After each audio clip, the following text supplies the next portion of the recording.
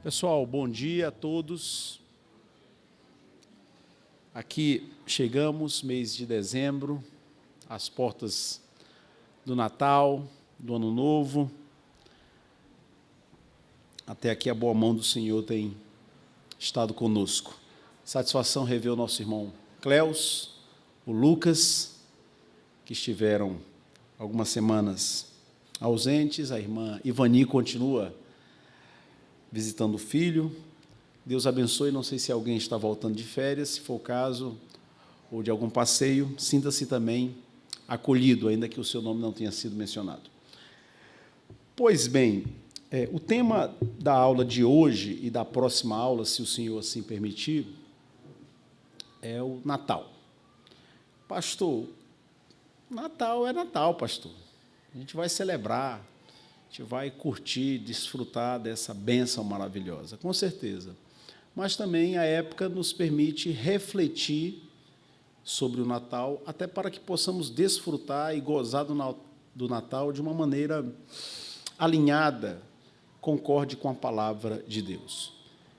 Então, é nesse sentido que a gente vai desenvolver esse tema hoje e, se Deus quiser, no próximo domingo, porque nem tudo que hoje está associado ao Natal, como os irmãos sabem, coincide, tem fundamento bíblico.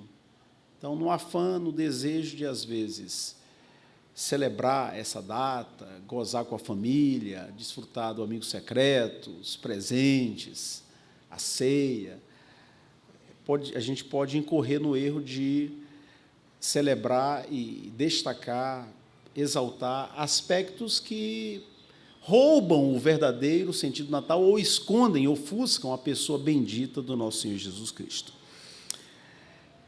Vamos orar antes de... Já oramos, o pastor já orou, mas não custa novamente pedir a bênção de Deus por esse tempo. Pai, te agradecemos porque alcançamos o último mês do ano. Se aqui estamos é porque a tua boa mão tem nos mantido. Agora, Senhor, nos ajuda na reflexão desse tema, à luz da tua palavra, de tal maneira que sejamos edificados e orientados e corrigidos, se assim for o caso.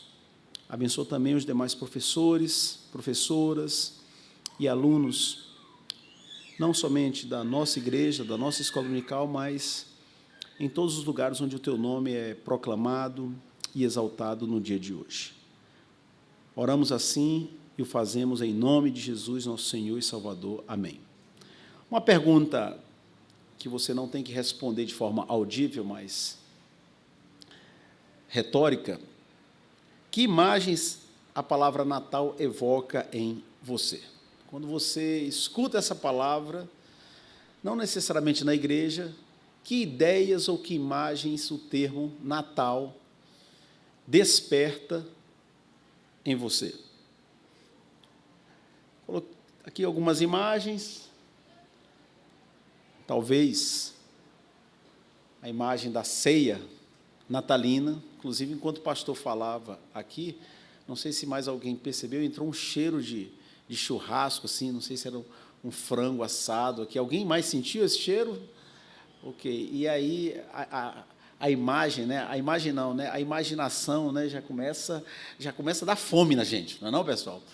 É um desafio, viu? Dar uma aula sentindo esse tipo de cheiro. Então, talvez a palavra Natal evoque a ceia, aquela mesa repleta, farta, pernil, frango, dificilmente, mas não é impossível, um peixe, e depois aquele banquete de sobremesas, aquela variedade que, normalmente, em muitas famílias, a gente só tem aquela mesa farta na época do Natal. Uma outra possibilidade é que a imagem do Natal, ou melhor, o termo Natal evoque a imagem do, como se diz no Chile, né, do viejito pascuero, do Papai Noel. Uma imagem já consagrada na nossa cultura ocidental e mesmo em muitos países do mundo oriental. Obviamente, não pode faltar, nessa relação de possíveis imagens, a seguinte: a árvore de Natal. Pode passar aí para nós, por favor? Obrigado.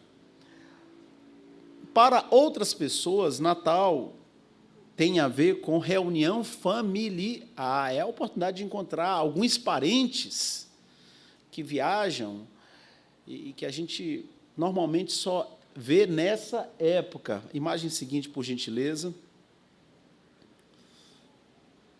Eu acho que o pastor Geraldo comentou outro dia que o pessoal está vindo, né? Vai cruzar aí o Brasil de Rondônia até Brasília e vai ter um churrascão que toda a igreja vai ser convidada e tal, né, pastor?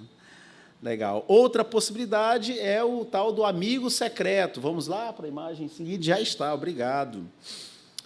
Ou mesmo o presépio, né? No shopping, ou nos shoppings, né? Nesses lugares chamados, que a gente frequenta shopping center, tem presépios, tem árvores imensas, às vezes até o Papai Noel, que anima as crianças. Essas são imagens que normalmente vêm à nossa mente quando a gente escuta a palavra Natal.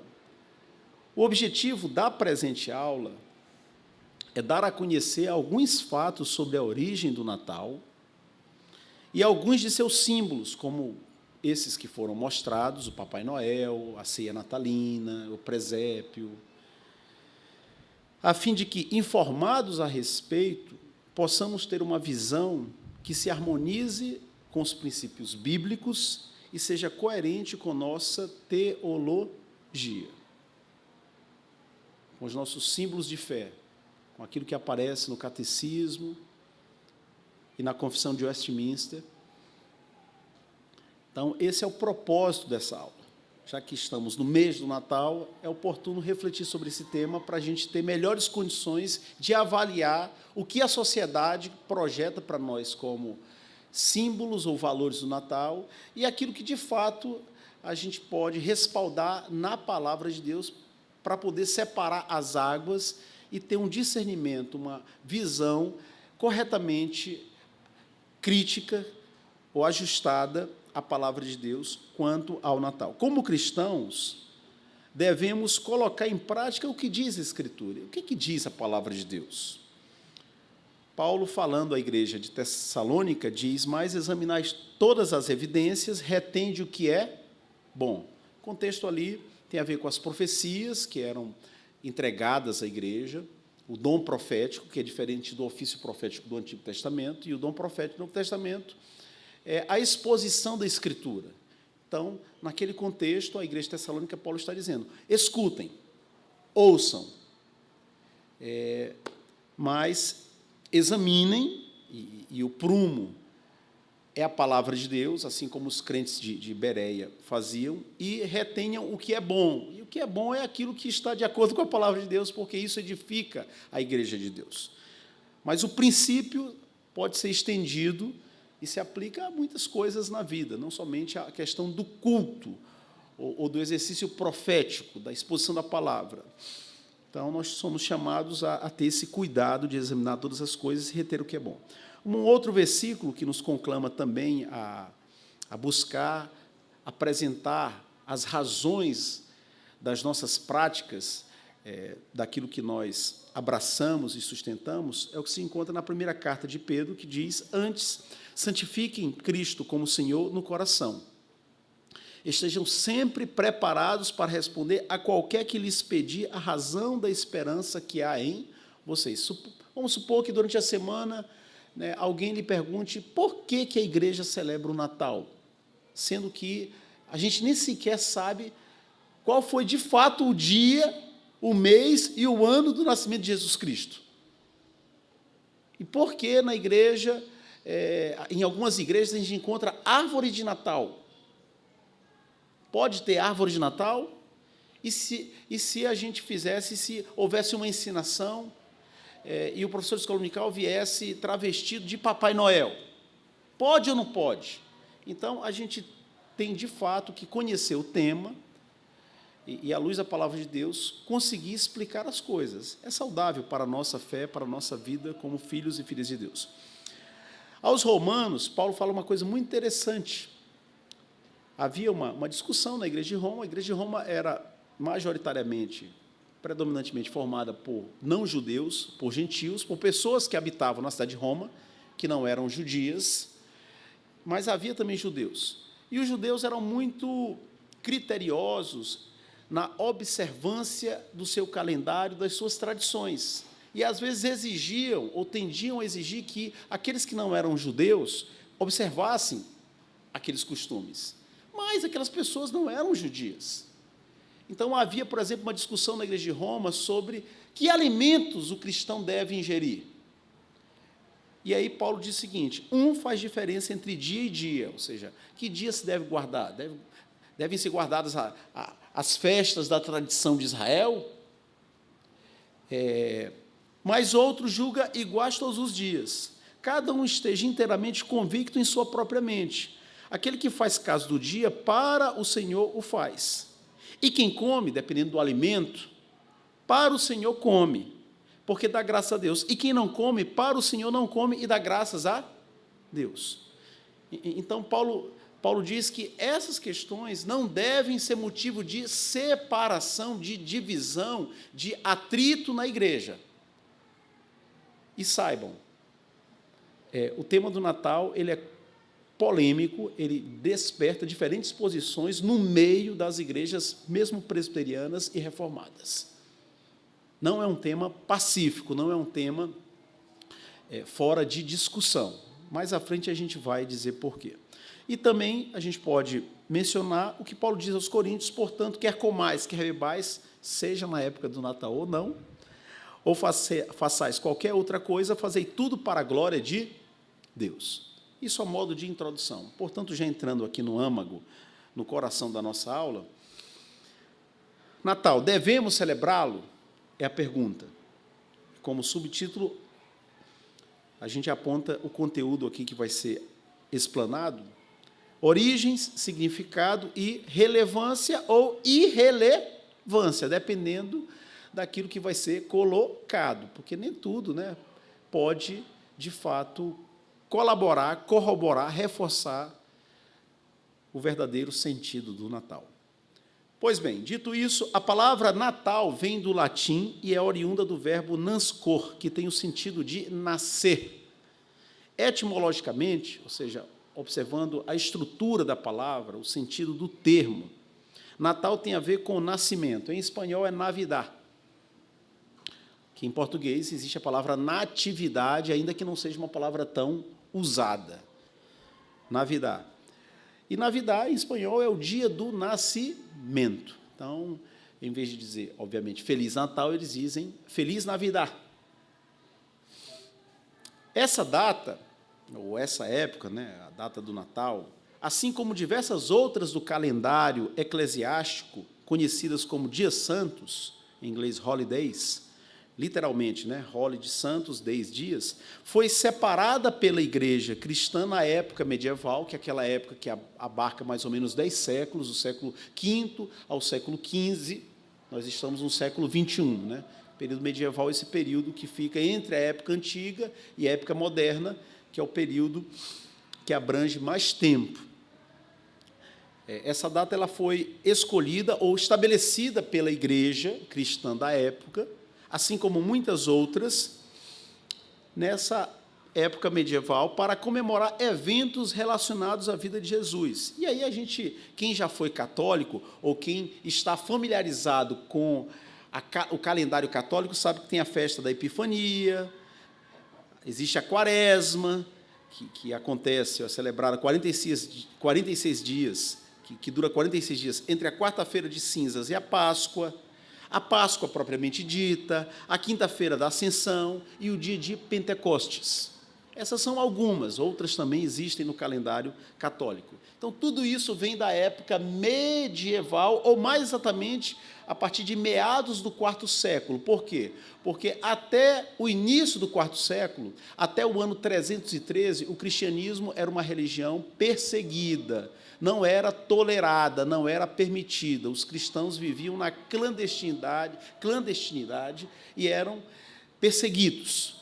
No ano 313, o imperador Constantino promulgou uma lei, um decreto, chamado Édito ou Edito, dependendo da versão de Milão, concedendo liberdade religiosa a todas as religiões. Então, oficialmente, a partir do ano 313 da nossa era, o cristianismo deixou de ser uma religião perseguida e ele acabou sendo abraçado por muitas autoridades romanas e no ano 380, ou seja, naquele mesmo quarto século, o imperador Teodósio promulgou, decretou que o cristianismo passaria a ser a religião do império. Então, é muito interessante o quarto século na história da igreja. Por quê? Porque no início do quarto século, o cristianismo era proibido, era perseguido. Mas, no final do quarto século, num espaço aí de 60, 70 anos, o cristianismo saiu da condição de religião perseguida para a condição de ser religião oficial do Estado. É nesse momento que surge aquilo que, em história, a gente chama de constantinização da igreja, que é a relação da igreja com o Estado, e cada vez mais essas áreas vão se confundir e surge o conceito de cristandade. O que é o conceito de cristandade? É a ideia de que todas as áreas da sociedade estão sob o controle, sob o domínio da igreja. Por exemplo, quando o Brasil, assim como os demais países da América Latina, quando o Brasil começou a colonização do Brasil, quando os portugueses chegaram ao Brasil, eles chegaram com a cruz. Foi celebrada uma missa. Então, não tem como separar a colonização do Brasil da religião católica. Por quê? Porque ela veio no pacote. Então, porque predominava essa ideia de cristandade, de que todos os setores, todas as áreas da sociedade, seja economia, política, tudo, cultura, educação. Quem foram os primeiros educadores no Brasil? Os jesuítas. Tudo estava sob o controle da igreja. É importante entender essa noção para poder dimensionar e compreender que, no final do século XIX, quando é promulgada a segunda Constituição na história do Brasil, a de 1891, o Brasil deixa de ter uma religião oficial, então se inicia oficialmente um processo de laicização, de tornar o Estado laico, não anticristão, mas de não ter mais uma religião. Por quê? Porque até então predominava essa noção de que tudo era controlado pela igreja, no caso, a Igreja Católica, porque o Brasil tinha uma religião oficial. Então, isso tudo vem da época medieval, certo? Onde Portugal e Espanha eram parte dessa conjuntura católica na Europa, e quando Portugal e Espanha cruzam os mares e começam a colonizar outras regiões, como o que hoje é a América Latina, eles trazem tudo isso no pacote. Por isso é que a gente tem uma quantidade infinita de lugares no Brasil com os nomes de santos ou nomes religiosos, e também no calendário religioso brasileiro. Por quê? Porque isso fez parte da nossa colonização. Os católicos, voltando aqui ao nosso tema, comemoram o Natal como uma missa. Por exemplo, em inglês, o nome é Christmas, que é a junção de duas palavras, Christ, Cristo, e Mass, que é missa. Então, a palavra Natal, em inglês, Christmas, é a junção da palavra Cristo e da palavra missa. A maioria dos protestantes absorveu, o protestantismo surge no século XVI com os reformadores, que eram católicos. Então, eles rompem com a Igreja Católica Romana, iniciam aquilo que ficou conhecido como protestantismo. Obviamente, como eles vieram do catolicismo, eles mantiveram algumas coisas, porque era impossível não manter, não conservar, e eliminaram outras. A maioria dos protestantes absorveu essa tradição da igreja cristã medieval, de celebrar a época do Natal, celebrar o nascimento de Cristo, no mês de dezembro, e comemora o Natal não com uma missa, é óbvio, porque missa é coisa da Igreja Católica, mas com um culto, realizado na véspera, no dia 24, ou na própria data que é considerado o dia de nascimento, do nascimento de Jesus. Por isso, costuma-se falar do culto de Natal. Está tudo bem, pessoal? Está dando para entender até aqui? Então, vamos que vamos. Ao longo dos séculos, não apenas esse costume que foi herdado da Igreja medieval, quanto a realizar uma missa, no caso da Igreja Católica, e, quando surge o protestantismo, realizar um culto de Natal, ao longo dos séculos, não apenas esse, mas também outros costumes, outras práticas, muitas tradições foram sendo incorporadas a essa festividade. ou seja, a festividade do Natal, vindo a se constituir parte importante na sua comemoração. A que nos referimos? Passou a se realizar uma ceia, a troca de presentes, a montagem de presépios, encenações, decorações e músicas natalinas, e também, nesse pacote, o Papai Noel. Então, ao longo do tempo, dependendo do lugar, as coisas foram sendo incorporadas, inseridas, e aí, com a publicidade, com o comércio, isso foi se espalhando de tal maneira que a gente tem essa configuração do Natal hoje, no século XXI, fruto de muitos séculos, quando as coisas foram incrementadas ou inseridas. Mas, exatamente, quais são as origens do Natal? A origem da... Tá, mas, pastor, de onde é que tiraram essa ideia de celebrar em dezembro, já que não se sabe qual o dia, o mês e o ano exato do nascimento de Jesus? Nenhum ano se sabe, pessoal, porque existem divergências sobre o calendário, a calendarização das épocas. Já há algum tempo se sabe que esse ano de 2022, a gente se encontra no ano 2022, que parte tem como referência o ano de nascimento de Cristo, o ano zero. Já há muito tempo se sabe que houve um erro nos cálculos. Então, efetivamente, nós não estaríamos no ano 2022. Estaríamos alguns anos antes ou depois. E detalhe, em alguns lugares do mundo, por exemplo, nas igrejas ortodoxas, nas igrejas católicas de fala grega, que é o cristianismo oriental, eles não seguem o calendário cristão. Nos países árabes, islâmicos, eles não seguem, obviamente, o calendário cristão. Na China, é outro calendário, completamente diferente. Os judeus, ou seja, aqueles que não se converteram ao cristianismo, eles também não seguem o calendário dos cristãos. Então, pastor, já que não existe um consenso sobre as datas, sobre o calendário, por que o pessoal decidiu celebrar o Natal nessa época do ano? Quem que inventou isso? Vamos lá. A origem da comemoração do Natal não está baseada em nenhuma prescrição bíblica. Ou seja, a gente não encontra nenhum texto bíblico que diga assim, Jesus nasceu nesse dia, ou celebrem o nascimento de Jesus. Nem vemos essa comemoração sendo praticada pela igreja primitiva. Você não encontra nenhum registro no livro de Atos ou nas epístolas do Novo Testamento da igreja fazendo um culto de Natal. E por muito tempo não fez. Por mais de 300 anos, a igreja não sabia o que era culto de Natal. Então, os discípulos de Jesus, aqueles que conviveram com Jesus, não celebraram o culto de Natal. Os discípulos dos discípulos de Jesus, ou seja, a segunda geração de cristãos, Policarpo de Esmirna, bispo da igreja de Esmirna, que aprendeu com o apóstolo João, que escreveu o Apocalipse, até meados do quarto século, a igreja cristã, o povo de Deus, não celebrava Natal, nem sabia o que era isso. Não havia essa palavra, não havia a ideia de celebrar Natal, não havia culto. No Antigo Testamento, várias festas ou cerimônias anuais foram instituídas por Deus, as mais conhecidas, Páscoa, primícias e tabernáculos. Mas, quando a gente chega no Novo Testamento, essas festas do Antigo Testamento, Páscoa, primícias e tabernáculos, elas não foram mantidas. Por isso que nós não celebramos. O que acontece é que, no caso da Páscoa, ela foi transformada no quê? Na Santa Ceia. Jesus, por ocasião da última Páscoa dele, certo? Tomou o pão, tomou o cálice, né? Isso é meu corpo, isso é meu sangue, fazer isso em memória de mim. Guardem isso, façam isso em minha memória, até que eu volte a participar dessa mesa, a comer esse pão, esse cálice convosco no reino dos céus.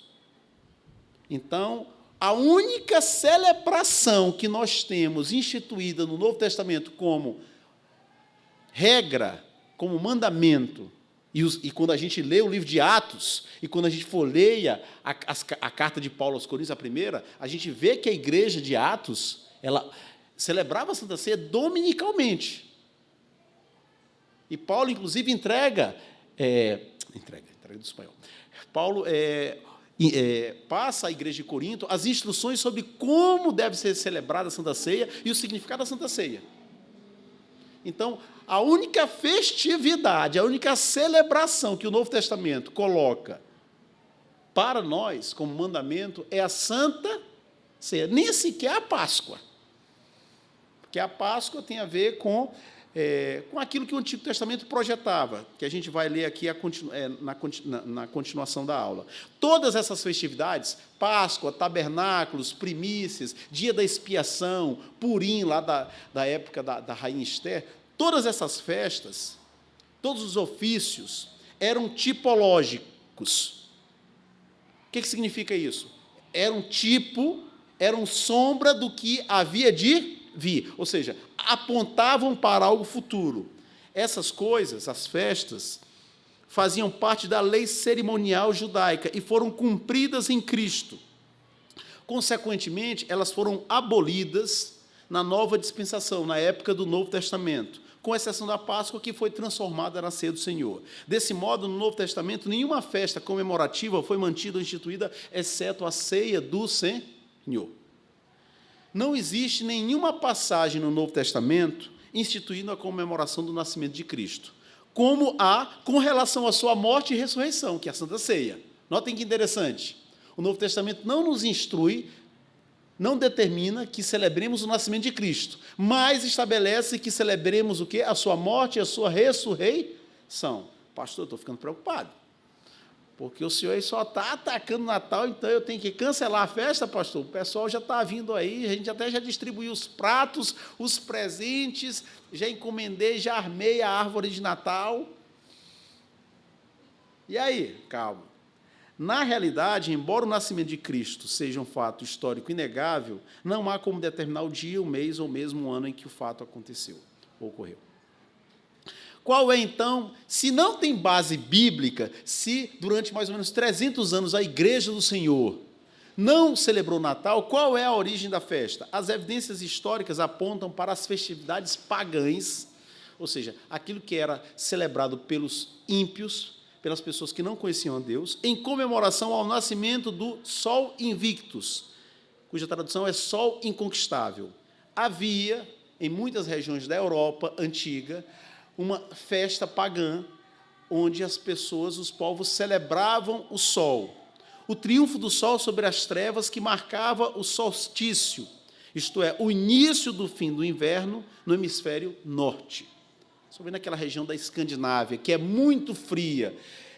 Uma vez eu li uma matéria, ouvi uma reportagem, não lembro, isso também não foi o caso, de uma cidade, acho que na Noruega, que não era visitada pelo sol. Não tinha nenhum dia do ano que a cidade era banhada pelos raios do sol. Por quê? Porque ela ficava no meio das montanhas. Então, havia claridade. Por quê? Porque, obviamente, ela não estava a cidade não estava numa caverna. Mas o sol não batia diretamente porque ela estava rodeada. E aí foi uma atração, foi um verdadeiro carnaval na cidade, quando alguém teve a ideia de colocar um espelho enorme numa montanha. Então, o espelho jogou um facho de luz na cidade. Então, naquela região da Europa, o inverno é muito rigoroso, o sol se manifesta, mas durante menos tempo no ano, e essa cidade que eu mencionei é uma exceção. Mas o fato é que naquela região havia essa tradição de celebrar o sol. E essa é a origem do Natal, não podendo erradicar essas comemorações pagãs. Por quê? Porque muitas pessoas se converteram ao cristianismo, chamados bárbaros na história, eram aqueles que não viviam dentro dos limites do território romano e que não falavam latim como língua oficial. Então, esses eram considerados bárbaros, por quê? Porque estavam fora da jurisprudência, fora do domínio político dos romanos, e eles tinham que ser dominados, conquistados e subjugados à força. No IV século, quando o cristianismo passou a ser religião tolerada e depois passou a ser religião oficial do Império, muitos bárbaros foram inseridos na igreja sem qualquer discipulado e, com eles, muitos costumes pagãos. E aí, no pacote, né, nesse ingresso de muita gente, sem a devida instrução, entrou esse costume, e aí a igreja adaptou. Se lá fora, no mundo, se faz a festa ao sol nessa época do ano, vamos criar uma festa em nosso contexto, em nosso calendário, para, por exemplo, celebrar o nascimento de Cristo. Assim começou a celebrar a festa da Natividade, algum tempo antes do ano 336 da era cristã, vindo a ser oficialmente instituída essa festividade no ano 353 ou 354 pelo Papa Libério. Aí, entre parênteses, foi Papa de 352 a 366. O dia 25 de dezembro foi escolhido a fim de substituir as comemorações pagãs realizadas nessa época e suprir uma lacuna no calendário eclesiástico da época. O que o Papa Libério disse? Temos uma missa para cada santo, mas não há uma missa para Cristo.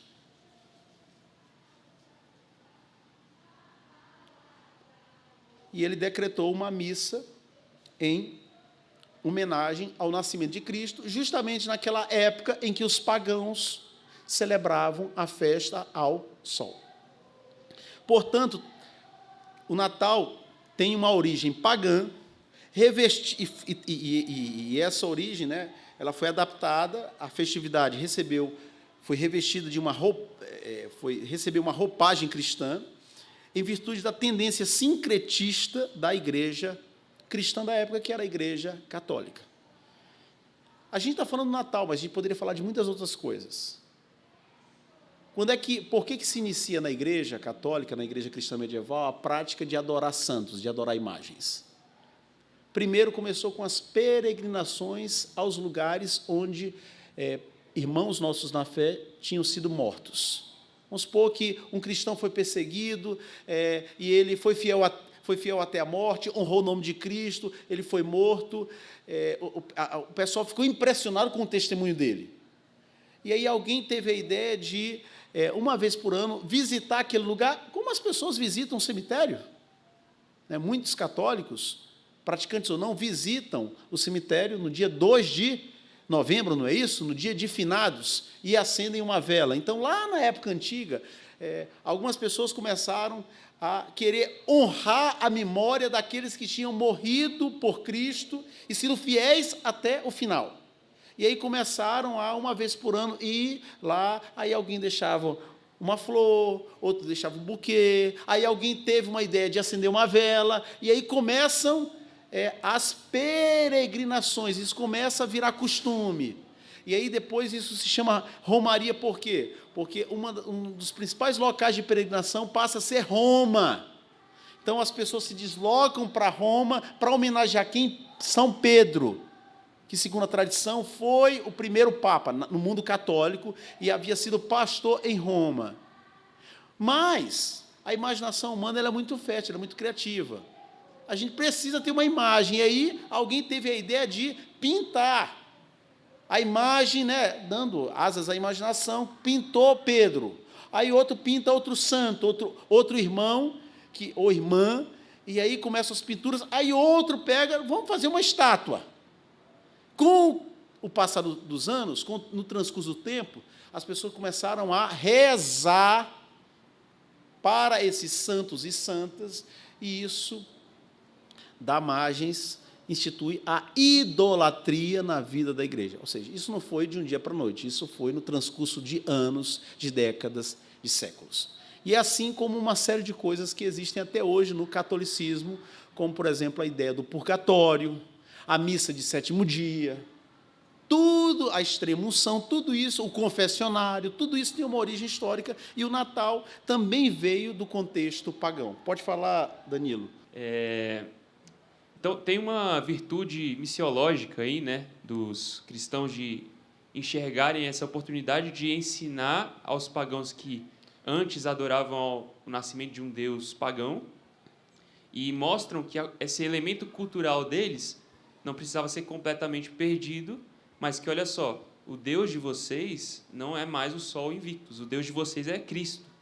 Então, o que vocês comemoram agora, destinem as suas festividades, comemorações ao próprio Cristo, e nisso está o ensinamento embutido de que Jesus é Deus. Claro. Ou seja, substituía uma celebração pagã, ímpia, por uma que destacava Jesus Cristo como Salvador. É isso? Beleza. Eu vou voltar nesse tópico aí do Danilo na conclusão, tá bom? Mas obrigado, Danilo. Bom ponto. Então, vale dizer que a assimilação desses ritos pagãos foi uma prática comum na igreja cristã a partir do IV século.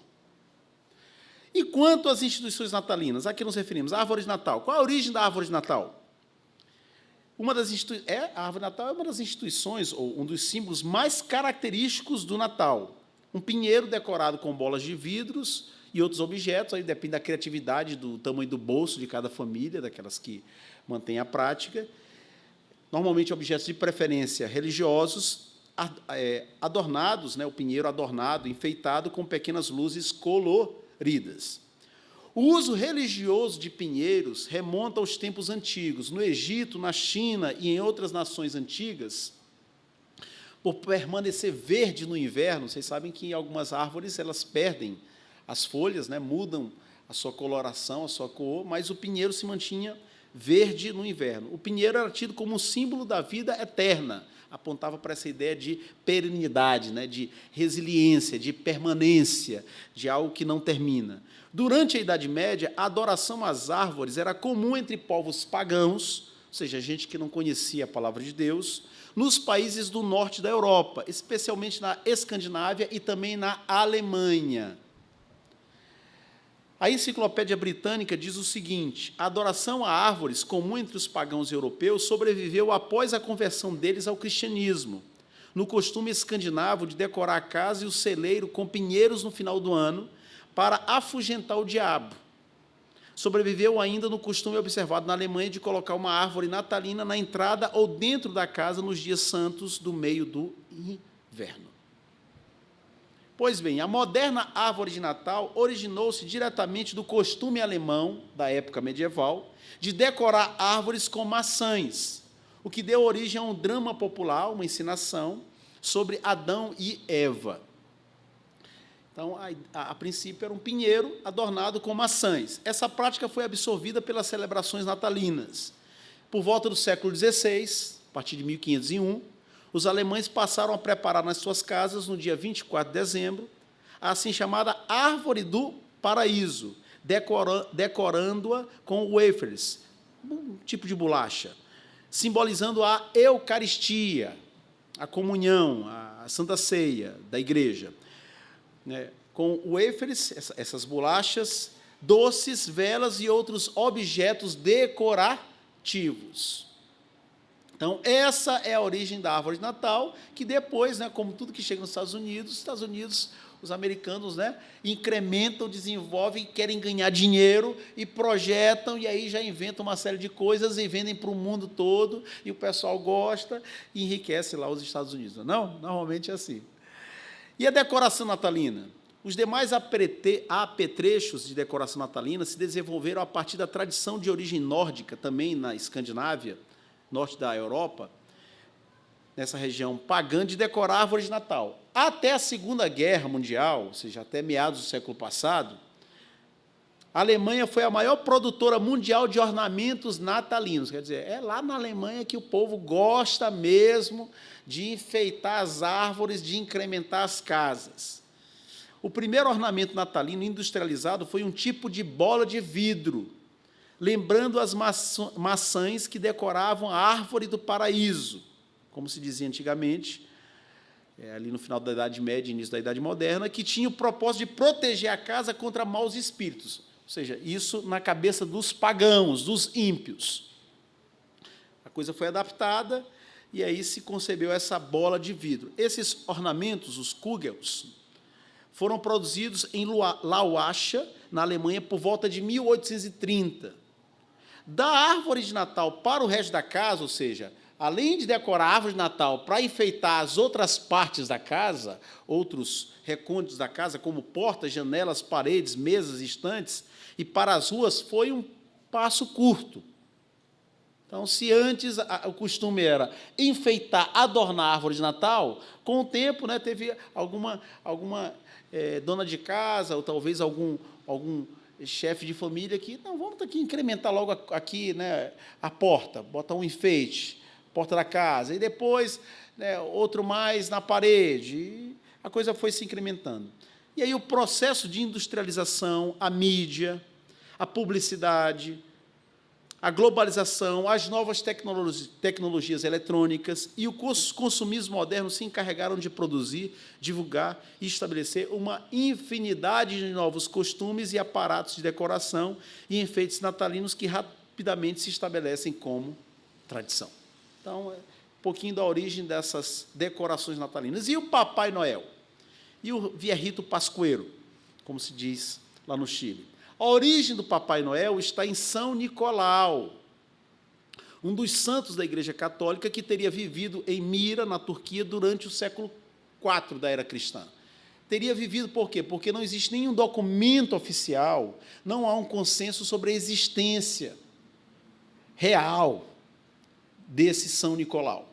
Segundo a tradição, segundo o que se diz, sem comprovação documental, São Nicolau foi bispo de Mira, na Turquia, e participou do Concílio de Nicéia, no ano 325, e teria se notabilizado por sua generosidade. Esse cristão, esse bispo, esse líder da igreja na sua região, segundo a tradição, ele tinha o costume de usar o seu dinheiro para dar presentes às crianças e aos pobres, justamente nessa época que acabou, né, sendo a época do Natal, final do ano.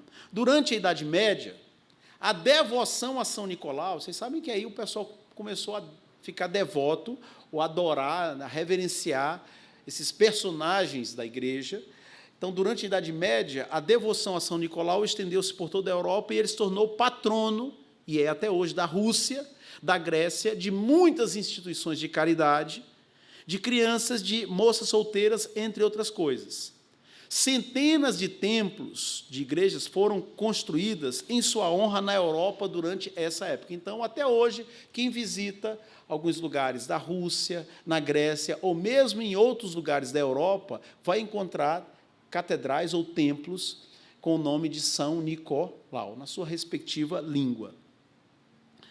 Quando acontece o protestantismo, quando eclode a reforma protestante do século XVI, os reformadores fizeram desaparecer, eliminaram o culto a Nicolau em todos os países protestantes. Então, em todos os países protestantes, exceto na Holanda, porque lá a tradição havia pegado forte, nos lugares onde o protestantismo prevaleceu, acabou com a ideia de reverenciar o Papai Noel, o São Nicolau, exceto na Holanda.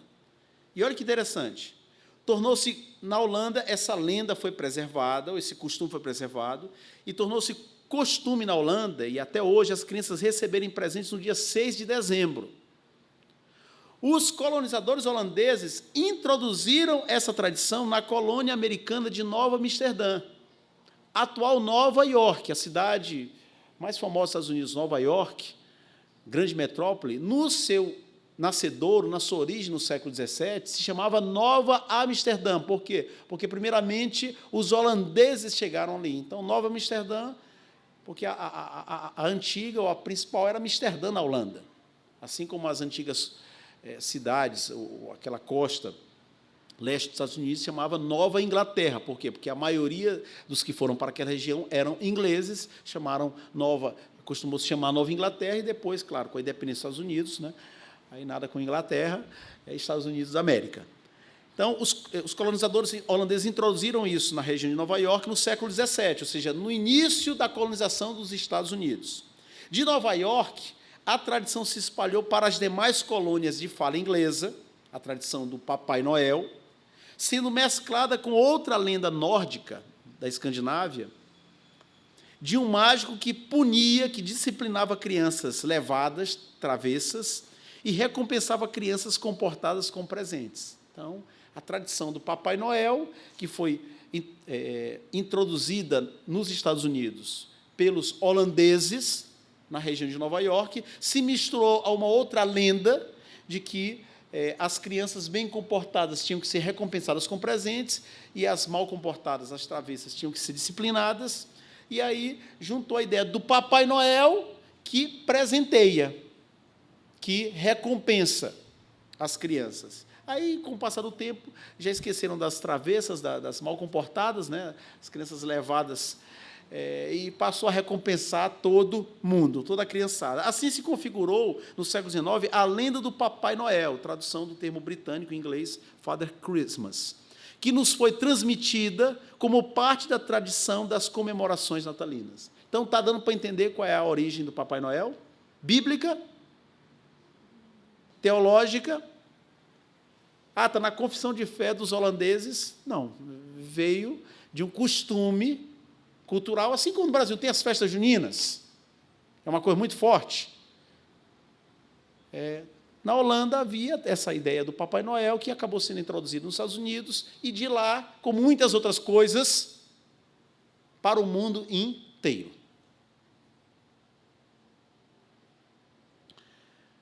Para terminar, e a gente arrematar aqui a nossa aula, também a gente pode mencionar a troca de presentes e cartões de Natal, que é uma tradição muito forte em muitos lugares do mundo. Hoje, já praticamente não se escrevem, né, cartas, pouca gente talvez preserve a ideia de mandar um cartão de Natal. Manda uma mensagem de WhatsApp, né, um videozinho, um meme, né, deixa uma mensagem no Facebook, no Instagram e tal. Mas a tradição de enviar cartões de Natal é relativamente recente. Ela começou na Alemanha, na década de 1840, sendo introduzida nos Estados Unidos na década de 1870. Anteriormente, enviava-se mensagens manuscritas, cartas. O comércio e a propaganda encarregaram-se de estender a prática de presentear as crianças aos demais parentes, amigos, colegas de trabalho, vizinhos, entre outros. Então, se você quiser dar algum presente para o pastor Marconi ou pastor Geraldo, não se sinta impedido. Você pode fazer. Ou para alguma outra pessoa querida. Mas a ideia, a princípio, era enviar uma mensagem de saudação, desejando bênção, sucesso, né, na época natalina, depois presentear as crianças, e hoje virou isso que a gente já sabe, esse consumismo, essa coisa muito forte que está presente em nossa sociedade.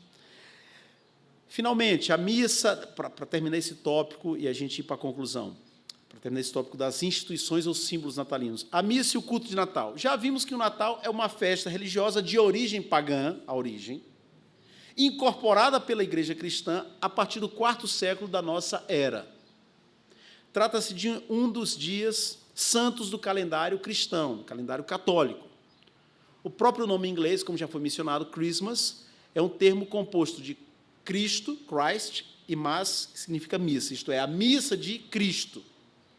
A missa de Cristo, ou missa de Natal, é uma das principais instituições natalinas. Ou seja, é uma das principais datas do calendário mundial. Então, em muitos lugares do mundo, na verdade, em todos os lugares onde o cristianismo está presente, seja o cristianismo católico romano ou cristianismo católico ortodoxo ou grego, essa missa do Natal, ela acontece. Nas igrejas evangélicas, o culto de Natal é a versão protestante da missa de Natal. Como a gente não vai celebrar a missa, porque a missa, segundo a teologia católica, é a repetição do sacrifício de Cristo. Cada vez que uma missa é celebrada, por isso que a missa só pode ser celebrada com um padre. Não existe, no mundo católico, oficial, sério, missa sem a presença de um cura, sem a presença de um padre. Porque ele tem a autoridade do Papa para realizar aquela celebração na qual o sacrifício de Cristo é repetido simbolicamente. Isso na teologia deles, eu não estou dizendo que isso aí a gente deve abraçar, deve crer, isso na teologia deles. Então, como a gente não celebra a missa, mas o protestantismo veio do catolicismo, assim como o cristianismo, livro de Atos, veio do judaísmo.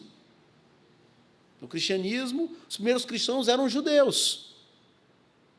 Então, não tem como, nos primórdios do cristianismo, estou falando da Bíblia aqui, do Novo Testamento, você separar o cristianismo da tradição judaica. O que é a Santa Ceia? A Santa Ceia vem da Páscoa. Claro, ela recebeu uma nova identidade, uma nova significação, mas a origem dela tem a ver com a Páscoa dos judeus. Mas, com o tempo, o cristianismo se desvencilhou. Atos 15, o Concílio de Jerusalém. O cristianismo se desvencilhou do judaísmo. E, no caso da história da igreja, quando o protestantismo rompe com o catolicismo, ele mantém algumas coisas que os reformadores entendiam que não eram contrárias à Bíblia, mas eliminaram muitas outras. Não sei se vocês conhecem aquele ditado, né? Jogue a água do banho, né, fora, né, como é que diz? Jogue a água do banho fora, mas não o bebê. Alguém, não sei se o fraseado está correto. É por aí, né? Então, você dá o banho no bebê, né, depois você joga fora a água suja, mas você, obviamente, preserva a vida do bebê. Então, quando o protestantismo apareceu no século XVI, né, o movimento de protesto, de afirmação de Lutero, Calvino e outros, algumas coisas foram mantidas. Por quê? Porque entendiam que eram essas coisas, antes de pertencer a um grupo religioso em particular, representam a Bíblia, tem fundamento bíblico. A própria Bíblia. O que os reformadores fizeram? Vamos tirar aqui os livros apócrifos. É muito fácil ilustrar isso, né? Você pega uma Bíblia católica, tem uns livros lá que não tem na Bíblia protestante, ou não é verdade? A Bíblia católica tem pelo menos 8 livros a mais que a Bíblia protestante. Mas os 66 que estão na nossa Bíblia estão na Bíblia dos católicos. Os protestantes reformadores dizem, não, agora a gente vai inventar outra Bíblia. Não vamos usar nenhum livro, nenhum evangelho, nenhuma epístola, nenhum livro profético que aparece na Bíblia dos católicos. Não. O que eles fizeram foi o quê? Eliminaram aquilo que eles entendiam que não se coadunava com os critérios de canonicidade, de inspiração bíblica, e preservaram aquilo que eles entendiam que é a palavra de Deus. Então, ou seja, o rompimento, o protestantismo não rompeu radicalmente, não rompeu 100% com a tradição cristã medieval. Rompeu com aquelas coisas que entendia que não tinham base bíblica. E, dependendo da tradição, tem mais coisa ou menos coisa. Por exemplo, na igreja luterana e na igreja anglicana, eles têm, na igreja anglicana, você encontra uma forte ornamentação, a decoração do templo. Tem muitos adornos. Na igreja luterana, eles usam um calendário litúrgico, eles usam velas em alguns momentos do ano. Coloca uma vela numa igreja presbiteriana, para você ver, num culto. É chamar para briga. Porque vela, no nosso imaginário, e eu não estou dizendo que tem que colocar, só estou aqui tentando mostrar o aspecto histórico-cultural. Vela, tanto é que olha como a gente se trai. Quando alguém morre, a gente vai para o ver. Isso é linguagem católica. Eu já consegui, pela graça de Deus, não que eu seja bom, condicionar, é difícil. Mudar o chip, eu não falo velório, eu falo funeral. Porque velório tem a ver, claro, não estou dizendo que você é idólatra, que você é papista, que é um pecado você usar a palavra velório. Eu só estou dizendo que existem coisas que estão na nossa herança. Alguns de nós, às vezes, falam Ave Maria. Vixe, minha nossa!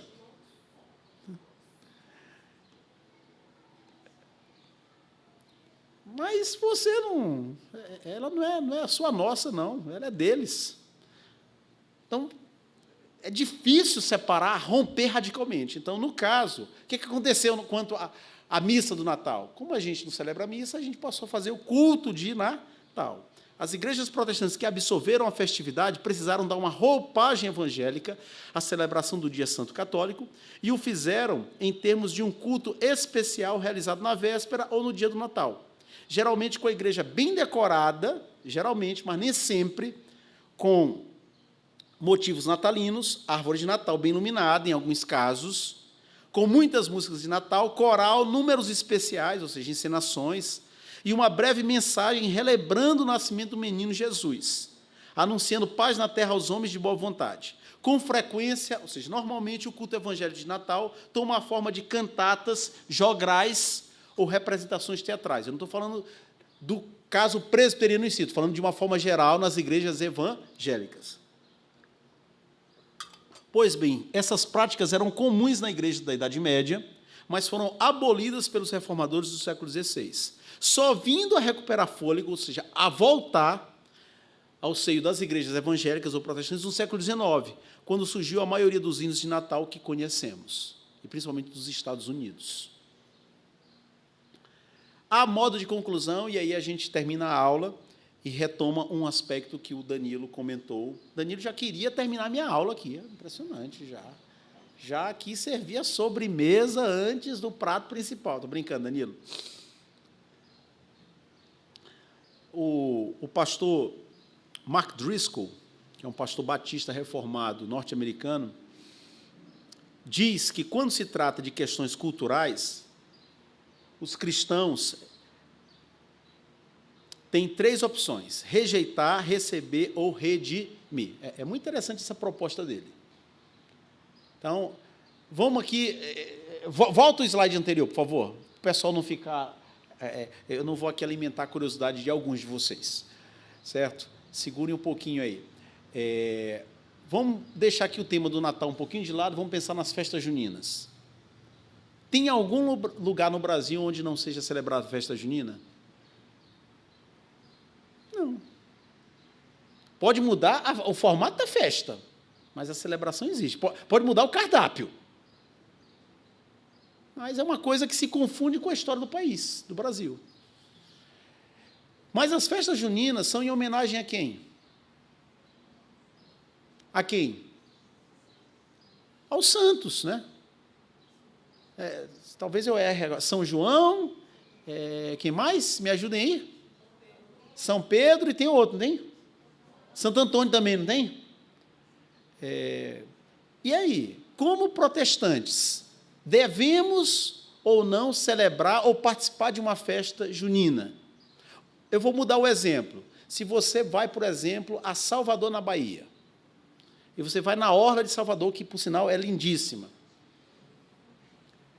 você vai encontrar pessoas vendendo acarajé. E, às vezes, né, como é que dá o nome para aquelas mulheres com turbante que vendem? Eu esqueci.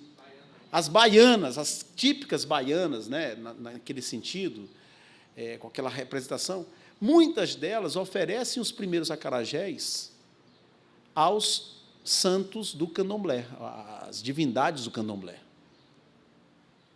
E aí, se alguém te oferece um candomblé, você está ali na Bahia e alguém te oferece um candomblé, inclusive numa barraca de uma baiana que ofereceu os primeiros, certo? Ou Iemanjá, ou me esqueci aqui de alguma, ou a Pombagíria, ou outra coisa aí do candomblé. E aí, você come ou não come o candomblé? O candomblé não, o acarajé, que é acarajé candomblé agora aqui, como eu não apenas comi o acarajé, como comi também o abará. Abará? Abará é menos conhecido, é um outro tipo de acarajé que não é frito. Eu devo ter consumido mesmo umas 5.000 calorias, que o acarajé é uma bomba calórica, certo? Eu comi também um acarajé e depois também, tem um abará, eu também vou provar, já estou na Bahia mesmo. Mas não foi ali na orla não, viu, gente? Foi na casa de uma irmã evangélica, então eu me salvei. Mas brincando aqui, e aí, a festa junina, e o acarajé, e o Natal? Aí vem aquilo que o Mark Driscoll coloca, que eu entendo que nos ajuda, por quê? Porque nos dá uma chave interpretativa, uma maneira de aplicar a Escritura a esse tipo de situação. Ele diz que a gente pode, em relação a um costume cultural, como o Natal, que a gente nem sabe qual o dia, mês e ano que Jesus nasceu, e que não tem base bíblica, a gente pode rejeitar, você dizer, não, isso aí não tem base bíblica, portanto, eu não participo, e eu discordo dos cristãos que participam. Você pode receber de maneira acrítica. Não, beleza, eu já estou aqui, imagina, eu vou perder a ceia, deixar de participar do amigo secreto, imagina, vou deixar de levar os meus filhos para ver o Papai Noel no shopping. Ou você pode redimir, isto é, você pode aproveitar a oportunidade e reter o que é bom. Vamos lá? Agora sim, vamos lá para o slide, obrigado. Receber. Há coisas na cultura de qualquer país que fazem parte da graça comum de Deus a todas as pessoas, as quais um cristão pode simplesmente receber. pode usufruir. Muitas coisas. A arte está cheia de exemplos. Existe muita música boa, erudita, clássica, chamada, feita por pessoas que não eram crentes. Muitos quadros, muitas pinturas, muitos livros. Certamente o aparelho telefônico que você utiliza, o computador. É por isso que, por exemplo, estou digitando em um Mac, que um amigo me vendeu barato, porque ele ganhou outro, quando ele foi para os Estados Unidos, então ele me vendeu esse que ele tinha comprado no Chile, e vou postar no blog, na internet, sem ter que procurar um computador ou um formato de comunicação expressamente cristão. A gente agora tem que mudar os bancos da igreja. A gente só vai mudar os bancos se a gente comprar novos bancos feitos por um carpinteiro ou marceneiro evangélico.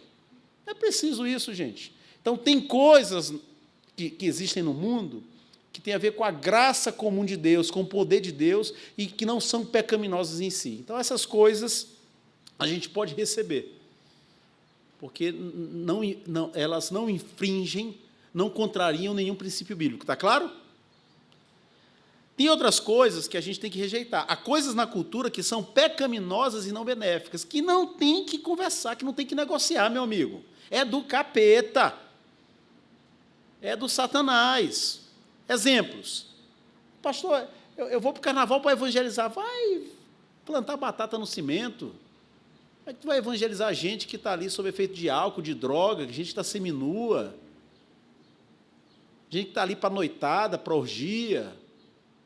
Não, pastor, mas eu vou com bons motivos. Não, meu irmão, no carnaval, tem lugares, tem situações que o cristão, filho de Deus, não tem que botar o pé, não edifica, você só vai ser corrompido. Então, carnaval, que no Brasil, vai dizer isso lá no Rio de Janeiro, que carnaval só promove a indecência. Talvez você seja apedrejado. Pornografia, que as pessoas que não temem a Deus não veem problema em consumir. Piadas imorais. A gente sabe, né? Que quem aqui trabalha, em qualquer instituição, sabe que em rodinhas tem gente que tem a boca muito suja, que as piadas são imorais. E agora, porque essas coisas são comuns, você deve abraçar, receber, participar delas? Não. Essas práticas não têm valor bíblico, redentivo, e devem ser rejeitadas por um cristão, por um filho de Deus. Está claro isso, pessoal? Então, aquilo que não envolve pecado, ou que não nos aproxime do pecado, beleza, participa com ações de graças, amém, glória a Deus, segue a vida. Mas aquilo que envolve ou te aproxima da promiscuidade, da sujeira, do mal, essas coisas devem ser radicalmente cortadas, eliminadas, a gente tem que evitá-las. Agora, a gente também pode transformar, que é a ideia do resgate, da redenção. Há coisas na cultura que não são ruins em si mesmas, mas podem ser usadas de uma forma pecaminosa e, portanto, precisam ser resgatadas pelo povo de Deus. Caso do Natal. A gente, para celebrar o Natal, é obrigado necessariamente a participar de um amigo secreto? Não estou dizendo que é errado, que é pecado participar de um amigo secreto, mas você não é obrigado a participar de um amigo secreto. Você não é obrigado a levar teu filho para ver o Papai Noel, mas se levar e sabendo explicar que aquilo ali é apenas um símbolo, não é pecaminoso. Mas, pastor, Natal é sinônimo de comilança. Você não é obrigado a comer tudo da ceia natalina. Você pode aproveitar a ceia natalina, pedir, se você faz na sua casa, aproveitar que tem gente ali que não é crente. Meus irmãos, eu gostaria de compartilhar com vocês um versículo da palavra de Deus. Jesus é um maravilhoso conselheiro, é o príncipe da paz. Ele veio ao mundo, e Natal significa isso. Deus enviou ao mundo seu Filho para morrer por nós que somos pecadores. É uma bênção ter essa mesa repleta, farta. É uma bênção poder trocar presentes. Mas o maior bem que alguém pode ter é a graça de Jesus Cristo em sua vida. Se você não entregou sua vida a Jesus Cristo, faça hoje. Deus está te dando a oportunidade, nesse Natal, para você dar esse passo. Então, aproveite a oportunidade e mostre qual é o verdadeiro sentido do Natal. Um exemplo que teve grande repercussão na mídia é o prazer sexual, ou seja, um exemplo de como uma coisa boa pode ser corrompida e cabe a nós, cristãos, resgatar o sentido original. Deus criou o ser humano com capacidade sexual. O sexo foi uma coisa criada por Deus. É ou não é verdade, irmãos? E não apenas, como diz a teologia da Igreja Católica, por motivos de reprodução, para aumentar a prole, para povoar o mundo. Também para o deleite, para o prazer. Mas essa dádiva, que é a capacidade sexual, dada por Deus, ela deve ser desfrutada dentro do plano do próprio Deus. E qual é o plano do próprio Deus? No casamento. Não é antes nem fora. Não é antes do casamento nem fora do casamento. É no casamento.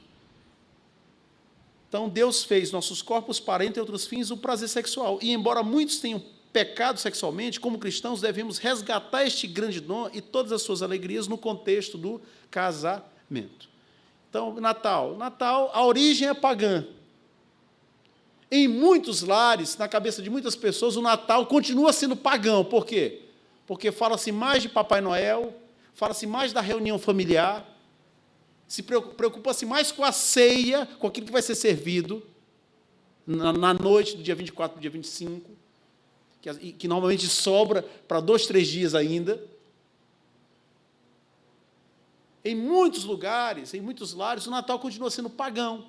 Mas nós não temos que abraçar essa corrente, ir nessa maré, e podemos aproveitar essa data que está profundamente arraigada na nossa cultura, não somente como brasileiros, mas como ocidentais, como parte do mundo cristão, para lembrar que o verdadeiro e único sentido do Natal é Jesus Cristo.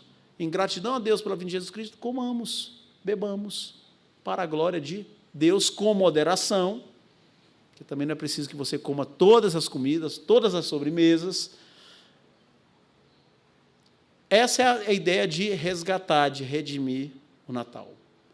Você mostrar que existe algo além da ceia, além da árvore, além do Papai Noel, além da decoração, e esse sentido é Jesus Cristo. Então, pessoal, esse foi o tema de hoje, e essa é a parte de hoje. Domingo que vem, se Deus quiser, a gente vai apresentar, a gente vai conversar mais sobre o sentido, a mensagem do Natal. Hoje eu quis oferecer a vocês, para alguns oferecer, para outros relembrar, qual é a origem do Natal, qual a origem do Papai Noel, qual a origem das instituições natalinas, a fim de que nós tenhamos consciência disso e possamos ter uma visão, no bom sentido, crítica. Por que no bom sentido? Alinhada com a palavra de Deus. A gente não tem que abraçar algo só porque o mundo exalta isso. Até porque, em alguns lugares do mundo, isso me contou o pastor Carlos Elpino, e eu conto isso, termino a aula e a gente vai para o almoço. Contou que o pastor Carlos Elpino é um missionário da EPB lá na Espanha, em Madrid. Ele está lá há quase 20 anos. E, numa ocasião, ele estava lá no mês de dezembro, num shopping center, e a trilha sonora era a musiquinha de Natal. E ele foi subir uma escada, e 2 senhoras espanholas, naturalmente, conversando, e ele ouviu uma dizer para a outra: nossa, até nessa época de Natal o pessoal quer falar de Jesus Cristo.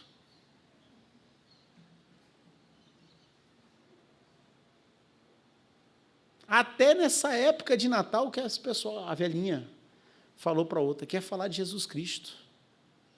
Ou seja, é um exemplo de como o Natal, a festividade, a data, foi completamente secularizada. Secularizada. Diga lá, Danilo.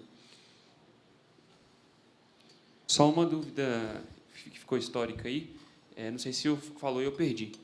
Mas aí o Natal ele foi criado primeiro como uma data sozinha, ou ele já foi criado dentro do calendário litúrgico inteiro? Ou seja, porque o calendário litúrgico inteiro fala da vida de Jesus como um todo, né? Quaresma, Páscoa e tudo mais.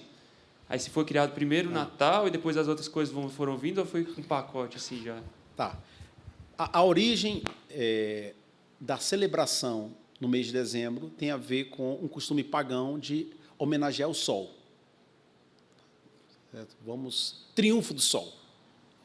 Na Escandinávia, no norte da Europa, uma região muito fria, então havia essa tradição pagã de celebrar o sol.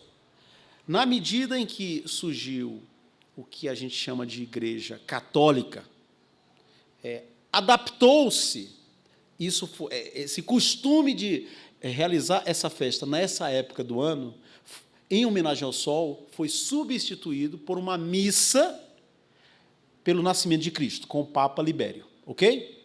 Então, a ideia de fazer uma celebração no mês de dezembro em homenagem ao nascimento de Cristo foi uma proposta de um Papa para que preenchesse, porque havia muitos bárbaros, muitas pessoas pagãs haviam entrado na igreja, para que elas não ficassem sem celebrar aquela época que era ocupada pelo sol, a festividade do sol, foi inserido no seu lugar a missa em homenagem a Cristo, considerando o nascimento de Cristo. Então, a origem da celebração do Natal tem a ver com substituir um costume pagão. Está claro isso? Legal. Até o século XV foi assim que funcionou, ou seja, do século IV da era cristã até o século XV foi assim que funcionou. No século XVI, quando surge o protestantismo, os protestantes romperam com muitas coisas, com a maioria das coisas do catolicismo. Como não correspondia fazer missa de Natal, o que nas igrejas protestantes se iniciou a fazer? Culto de Natal. Você que gosta da música, vou te dar um dado. Lutero era músico, além de teólogo. E existem hinos que Lutero compôs e escreveu. Numa região lá da Alemanha, havia uma cantiga, um canto popular que se entoava por ocasião do funeral das pessoas. O que Lutero fez? Ele fez uma paródia. Essa cantiga, esse canto que era usado e que estava associado ao luto e que estava associado à tristeza porque alguém tinha falecido, Lutero fez uma paródia, usou a mesma música, a mesma melodia, estrutura melódica, mas colocou uma letra apontando para Jesus Cristo. Ou seja, ele fez a adaptação de algo popular, dando um novo sentido. Então, na medida que surgiu o protestantismo, em vez de se celebrar missa, passou a celebrar o culto, mas sem todo aquele enredo, toda aquela teologia, sem toda aquela mentalidade pagã, idólatra, de devoção, tudo aquilo que é próprio do catolicismo, infelizmente, até hoje. Não sei se respondi a tua pergunta.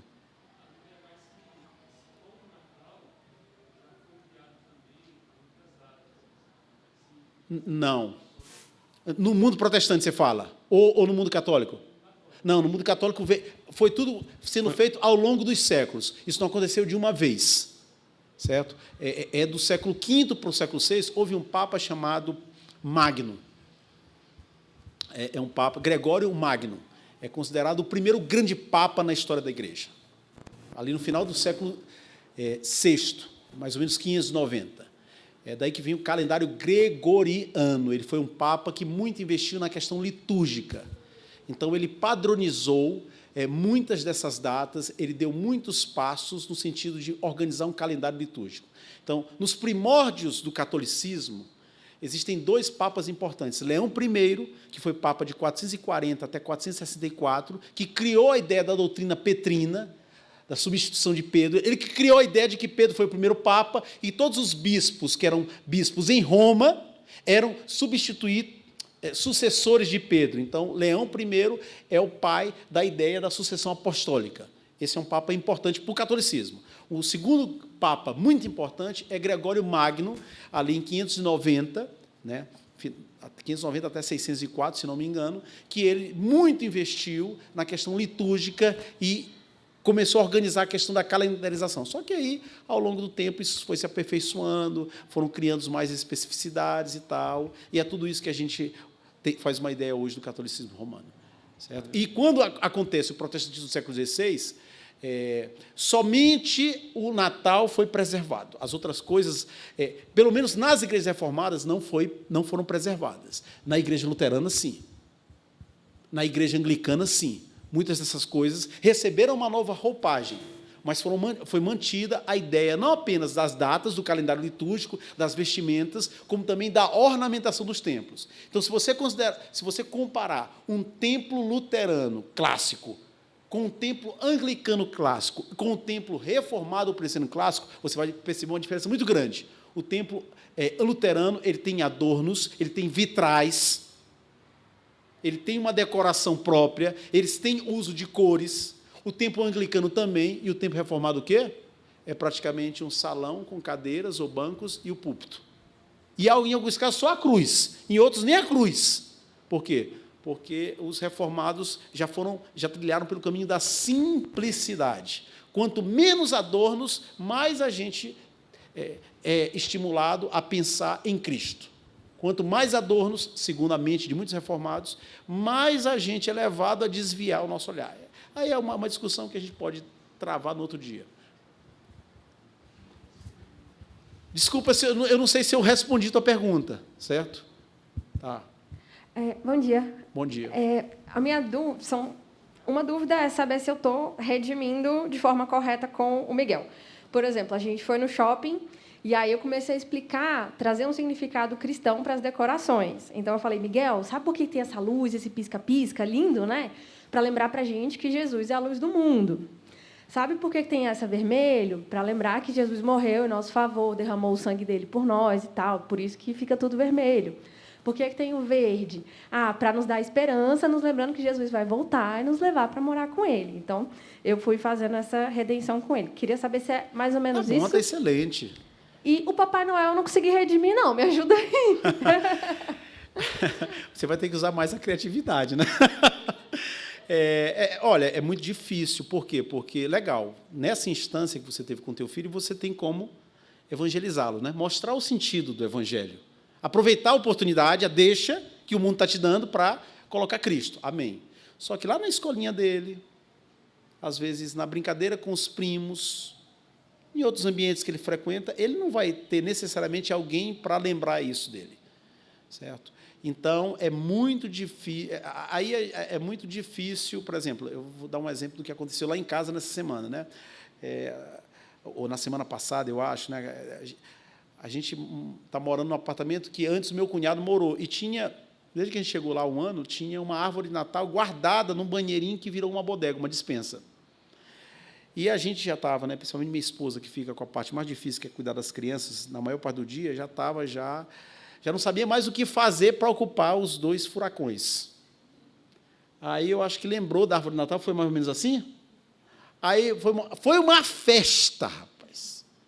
A árvore de Natal, e a gente não comprou nada, né? Estava tudo lá empacotado, foi paz em Israel. Beleza, né? Depois que nós fomos dormir, aí outro dia, não sei porquê, você não gosta da árvore de Natal? Eu falei, eu não sou simpático dela. Mas eu também não acho que é um pecado ter uma árvore de Natal, desde que a gente lembre a criança que aquilo dali, certo, não é o mais importante do Natal, como você fez com o Miguel, certo? Com o Papai Noel é mais complicado, não é? Então, eu não vou dizer que ele não pode ser exposto a um Papai Noel, que você não pode levá-lo ao shopping ou a algum lugar onde existe um Papai Noel, mas tenta mostrar que aquilo dali é um costume, que dali é uma época onde as pessoas são estimuladas a ser generosas, mas o mais importante é ter Jesus no coração. Tenta evangelizá-lo como você fez muito bem com a árvore de Natal. Eu já estou até pensando também, né, como é que eu vou resolver esse abacaxi com os meus. Certo? Mas, assim, a ideia é sempre resgatar, procurar lembrar que aquilo dali é um detalhe, que aquilo dali é um adorno, que aquilo dali não é essência. Não apenas em relação ao Natal, pessoal. Páscoa. O que mais vende na época da Páscoa? É ovo de chocolate do coelho. O coelho nem põe ovo. Então, a gente também tem esse desafio, não apenas na época do Natal, também tem esse desafio na época da Páscoa. E, dependendo da região do Brasil, você tem com situações locais.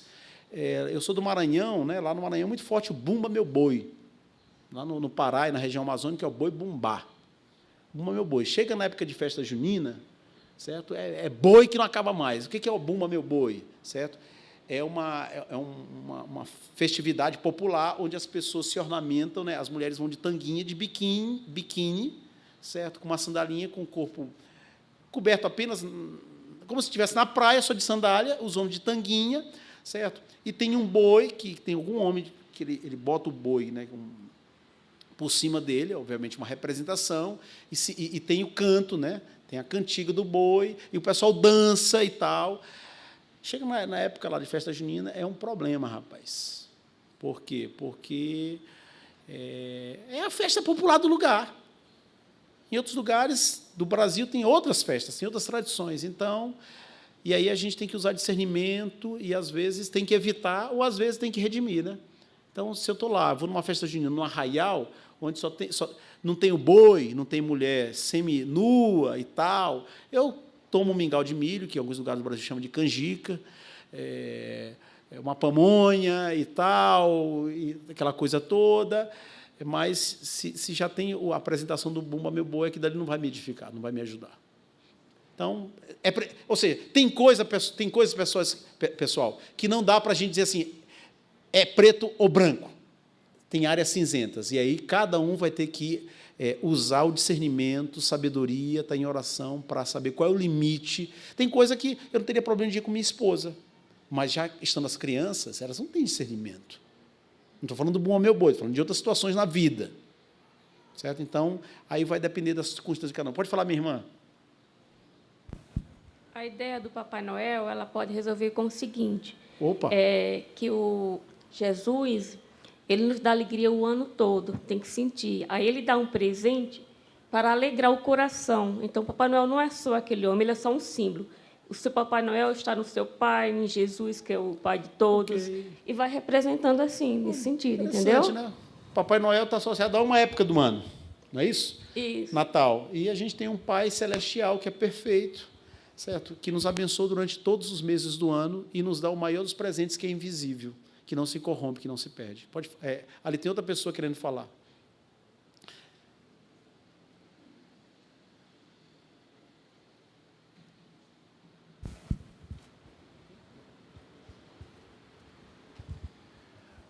O caso do Papai Noel e do Coelho da Páscoa, eu acho muito complicado tentar redimir, porque a gente já tem uma sociedade pós-cristã, uma sociedade que tenta excluir Cristo de tudo. Se a gente fosse holandês, alemão, se a gente tivesse a tradição de São Nicolau, eu acho que ainda dava para encaixar. Agora, na sociedade que a gente tem, são figuras que tentam excluir Cristo. Claro. Então, ninguém mais sabe do Natal, sabe dos caminhões da Coca-Cola passando todo pintado. Então, esse tipo de figura, ele anula o principal, o dono da festa. Anula ou ofusca, né? Ou esconde. Esconde ele completamente. Então, assim, tem um presente que a gente consegue fazer uma analogia, tem ali a questão da árvore e tal, você consegue fazer. Agora, o dono da festa está fora. Ele está completamente excluído. É igual, por exemplo, a questão da festa junina. Eu não vejo problema você fazer uma festa caipira em setembro, ou fazer em abril. Agora, por que em junho? Porque na mesma época que está sendo adorado São João, Santo Antônio e todos os outros santos. Fica parecendo... fazer uma versão gospel da coisa. Como é teu nome? Felipe. Felipe tocou numa questão que poderia abrir, né? A gente não vai fazer aqui, muitas portas, muitas arestas. Felipe, eu concordo contigo. Eu acho que, se eu pudesse, se eu tivesse poder, eu estabeleceria que meus filhos jamais olhassem o Papai Noel. Mas não está em mim essa capacidade. Mesmo que eu não os leve, que eu não estimule, eles vão ser expostos no caminho, lá da Asa Norte para cá, eles já conseguem ver Papai Noel na estrada. Entende? Então, obviamente tem um limite, né? Eu não estou dizendo que a gente tem que redimir o Papai Noel, mas tem situações que a gente é jogado na maré. E diante dessa maré, ou desse maremoto, a gente tem que procurar o quê? Resgatar e centralizar na pessoa de Cristo. Tá. Poderia ser... Esse assunto daria pano para muita manga. Vou dar um exemplo aqui, que não é questão de instrumento musical. Na cultura brasileira, a cuíca ou o pandeiro, esses dois instrumentos, cuíca, tamborim ou pandeiro, estão associados a quê? a samba, a roda de pagode. É ou não é verdade? Então, do ponto de vista bíblico, teológico, é pecado usar um pandeiro num culto a Deus, na hora da música? Não. É pecado? Miriana, está lembrando? Não é pecado. Exegeticamente, não tem como você dizer é pecado, é do capeta. Só pode o órgão, só pode o violão. Não é pecado. Só que, se a gente usar um pandeiro, uma cuíca, um tamborim, durante o culto, a nossa mente, pelo fato de nós sermos brasileiros, ela vai ser... Que imagens virão à nossa mente? E especialmente no caso de algumas pessoas aqui que tiveram uma vida pregressa ao Evangelho muito mundanizada. Então, a gente busca, no nosso caso, em linhas gerais, não estou falando da Igreja do Cruzeiro, em linhas gerais, usar instrumentos que não despertem esse tipo de associação.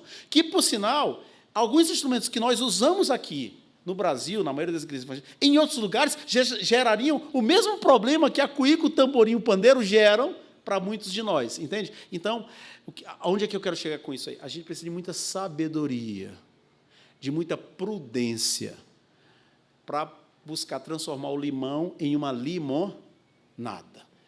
Não dá para ter a mesma resposta, uma resposta fechada, acabada, para algumas situações, sim, para muitas delas, sim, mas para algumas a gente vai ter que refletir e aquilo que vai ser adequado para a minha família ou para a minha pessoa, necessariamente não vai ser o mesmo tamanho, o mesmo limite, o mesmo espaço, a mesma dimensão para outra pessoa, para outra família. Eu não estou falando que a verdade é relativa. Eu só estou dizendo que existem situações na vida que, como diz a própria Confissão de Fé de Westminster, a gente tem que usar da prudência cristã. Entendeu, Felipe? Não é preciso você aceitar o que eu estou te dizendo, como expressão da verdade. Só estou dizendo que o assunto rende muito, certo? Rende muito, e não é um ponto fechado, inclusive dentro da teologia, entre os teólogos presbiterianos.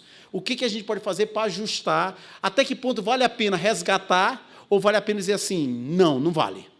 Então, existem igrejas presbiterianas, como a Igreja Presbiteriana Reformada nos Estados Unidos, que ela não celebra Natal. Não celebra e condena qualquer membro dela que celebre. Por quê? Porque ela se baseia no seguinte ponto: o Natal não tem base bíblica. Se não tem base bíblica, a igreja não deve celebrar.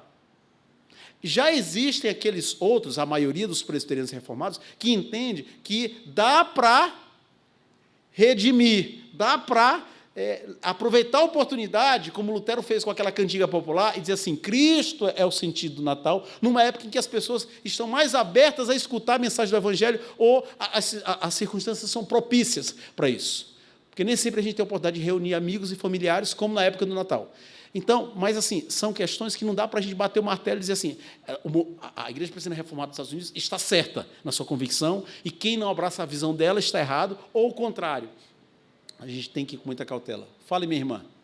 Não, só queria dar um exemplo na nossa casa que a gente fez, porque eu tenho um enteado. Então, é toda uma dinâmica única, né? A gente tem uma visão, a família da mãe tem outra visão, mas quando o Derek perguntou a respeito da questão do Papai Noel, e a gente explicou que o Natal, né, é aniversário de Jesus, é quando Jesus nasceu, e aí eu perguntei para ele, olha, no seu aniversário, você gostaria que alguém pegasse o seu bolo, pegasse a sua festa e transformasse na festa dele? Você gostaria que um amiguinho, né, tipo, tirasse você de lado e transformasse no seu aniversário? Aí ele, não, tia, eu não ia gostar de uma coisa dessa. Então, é isso que o Papai Noel faz. Exatamente. Legal. Ele está tirando o lugar do aniversariante, Bom, aniversariante e já de Jesus. aproveitando, né, para desde cedo mostrar que dali é uma invenção que não corresponde. Legal, ponto para você. Acho bacana. Pessoal, se tiverem mais perguntas, depois a gente pode tratar, tá bom? Vamos orar e entregar esse tema e pedir sabedoria a Deus? Pai, ainda bem, Senhor, louvado seja o teu nome, que a tua palavra é luz, é verdade, e nas coisas essenciais e fundamentais, ela sempre nos provê com muita clareza aquilo que devemos fazer. Dá-nos força para colocar em prática aquilo que sabemos que é a tua vontade. Em relação a uma série de situações, Senhor, que nos desafiam à reflexão, que possamos levar a cabo essa reflexão, orientados pela tua palavra, debaixo de oração, buscando, Senhor, agir de maneira sensata, de maneira pastoral, de maneira prudente, a fim de não chamar de pecado aquilo que não é pecado, ou de não banalizar, de não vulgarizar aquilo que a tua palavra coloca como sagrado. Dá-nos essa maturidade, dá-nos esse discernimento, Senhor. Acompanha-nos no restante desse dia e permita que estejamos mais tarde de volta à comunhão com o teu povo para a adoração do teu nome. Oramos em nome de Jesus. Amém. Deus abençoe, pessoal.